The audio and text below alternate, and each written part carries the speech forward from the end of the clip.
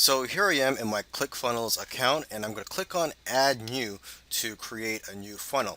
And I'm presented with two options here: Cookbook Builder Process and Classic Funnel Builder. The Cookbook Builder Process, what this means is that if you choose this, you could explore different types of funnels and pre-done funnels and basically find the right funnel for your business. And the other option here is a classic funnel builder, which is just to create a new funnel from scratch.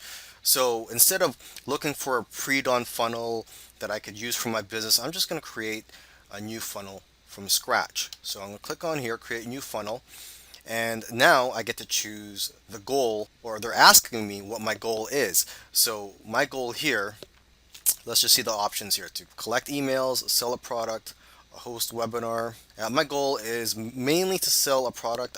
I may want to collect emails too, but I'm going to go with this one: sell your product. Okay, now I'm being asked what type of funnel: a sales funnel, which it says here to sell your products after collecting leads with a squeeze page, or a product launch, sell your product in a launch sequence with video pages, or a membership, sell your content with a membership that you can charge for. And I'm going to go with the first one here, sales funnel. Now I'm going to create a name for this funnel, and here it says select group tag. I'm just going to skip that for now and click on build funnel. And there you go. Now, as you can see here, I have the pages for my funnel, and the next step is to choose the templates.